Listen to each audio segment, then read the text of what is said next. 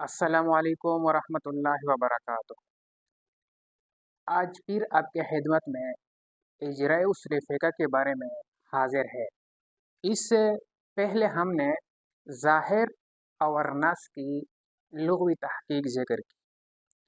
آج ہم حسب وعدہ ہم نے کہا تھا کہ ہم ظاہر اور نص کی اجرا سے پہلے 4 مباحث ذکر کریں گے۔ پہلی بحث ہم نے پڑھ لیا ظاہر اور نص کی لغوی تحقیق کے بارے میں۔ آج ایک اہم بحث ظاہر اور نص کی اصطلاحی تعریف بیان کریں گے۔ اصطلاحی تعریف بیان ہونے کے بعد ظاہر اور نص میں دونوں کے درمیان فرق بھی واضح ہو جائے گا، اور اس کو غور سے سنیں اور اس کو سمجھیں تاکہ جب ہم اجرا شروع کریں تو اجرا میں ہمیں کوئی دقت اور مشکلات نہ ہو۔ آئیے ہم پہلے ظاہر کی تعریف کرتے ہیں۔ الظاہر کل لفظ احتمل امرین وهو في احدهما اظہر من الاخر فلا يفتقر في معرفة المراد الى غیره۔ الظاہر کل لفظ ہر وہ لفظ ہے احتمل امرین جو دو معنوں کا احتمال رکھتا ہے، دو چیزوں کا احتمال رکھتا ہے، وہوا اور یہ ظاہر فی احدہما ان دو امور میں سے، ان دو امرین میں سے، ان دو معنوں میں سے، اظہر من الاخر ایک معنی اظہر ہو آخر سے، فلا یفتقر اور یہ ظاہر جو ہے محتاج نہ ہو فی معرفت المراد الی غیرہ اپنی معرفت میں کسی کا محتاج نہ ہو۔ یہ تو ہو گیا ظاہر کی تعریف۔ اب کچھ اس میں تفصیل ہم کرتے ہیں۔ تو اس تعریف میں ہم نے 2 چیزیں سمجھنی، ایک احتمل امرین اور یہ فلا یفتقر فی معرفت المراد۔ آپ نے سمجھ لیا تو آپ یہ سمجھے کہ آپ ظاہر کی تعریف سمجھ لیے ہو۔ احتمل امرین 2 معنوں کا احتمال رکھے اور ان 2 معنوں میں سے ایک معنی ظاہر ہو، زیادہ راجح ہو، زیادہ واضح ہو دوسرے معنی اور دوسرے امر کے مقابلے میں مثال دیتا ہوں، جیسے کل امر والنہی۔ ہم کہتے ہیں کل امر للوجوب، امر وجوب کے لیے آتا ہے،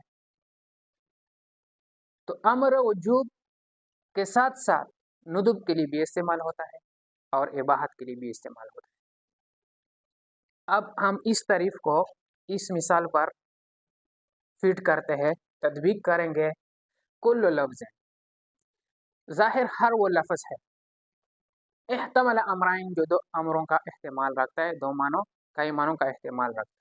تو امر جو ہے وہ بھی وجوب کا احتمال بھی رکھتا ہے، ندب کا احتمال بھی رکھتا ہے اور اباحت کا احتمال بھی رکھتا ہے۔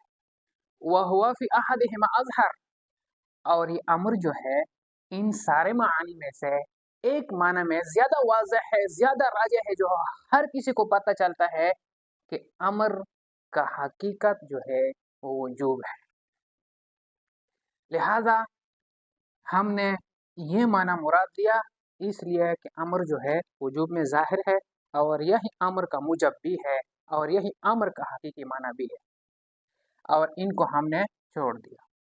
دوسری بات مثال والنہی، نہی تحریم کا احتمال بھی رکھتا ہے اور کراہت تنزیہ کا احتمال بھی رکھتا ہے۔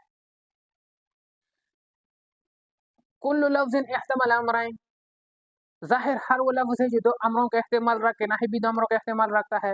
وہو فی احدہما اظہر اور یہ نہی جو ہے ان 2 معنوں میں سے کسی یہ تحریم والا معنی میں زیادہ ظاہر ہے، زیادہ راجح ہے، زیادہ واضح ہے، اس لیے کہ نہی کا موجب جو ہے وہ تحریم ہے۔ لہذا ظاہر جو ہے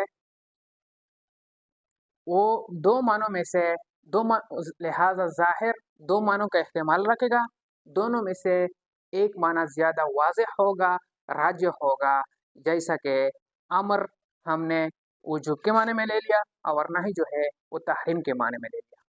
دوسری بات یہ کہ فلا یفتقر فی معرفت المراد، کہ اس کے سمجھنے کے لیے فکر کی ضرورت نہ ہو، उसकी समझने के लिए तअम्मुल की ज़रूरत ना हो, उसकी समझने के लिए गौर और फ़िक्र और हौस की ज़रूरत बिल्कुल ना हो। जैसे ही आपके सामने इबारत आ जाए, तो इबारत का जो मतन है, उसी से आपको समझ में आ जाए कि इस इबारत का मतलब यही है। ज़ाहिर की तारीफ़ के बाद आप नस की तारीफ़ भी समझें, ताकि आने वाली इजरा में हमें कोई दिक्कत और परेशानी ना हो। नस अल-लफ़्ज़ुल्लज़ी युफ़ीदु मअनाहु बिनफ़्सिही मिन ग़ैरि इह्तिमाल। नस हर वो लफ्ज़ है जो अपना माने पर खुद मुस्तकिल दलालत करे, अपने माने का बज़ाते खुद फ़ायदा दे और उस माने में किसी गैर का इस्तेमाल ना हो। मिन गैर इह्तिमाल से ज़ाहिर निकल गया, इसलिए कि वहाँ पर हमने कहा था कि इह्तमला मानयैन इह्तमला अमरैन, जो दो मानों का इस्तेमाल रखे। और नस में हमने कहा मिन गैर इह्तिमालिन, इससे ज़ाहिर निकल गया कि नस वो है जिसमें गैर का इस्तेमाल बिल्कुल ना हो। हमने 3 मिसालें लिखी है। मुहम्मदुर रसूलुल्लाह, ये नस है, इसमें दूसरे माने का इस्तेमाल नहीं। कुल हुवल्लाहु अहद, ये नस है, इसमें किसी दूसरे माने का इस्तेमाल नहीं। तिलका अशरतुन कामिला, ये नस है, इसमें किसी दूसरे माने का इस्तेमाल नहीं। लिहाजा इसके बावजूद अगर आप नहीं समझे हैं, तो आप कमेंट सेक्शन में आप पूछ सकते हैं। आपको किसी किस्म की मुश्किलात हो तो वहाँ आप सवाल कर सकते हैं। इसके बाद हम नस और ज़ाहिर की मारिफत का तरीका बयान करेंगे कि नस और ज़ाहिर को हम किस तरह पहचानेंगे। अगली मरहले में हम बाकायदा ज़ाहिर और नस का इजरा शुरू करेंगे इंशाअल्लाह।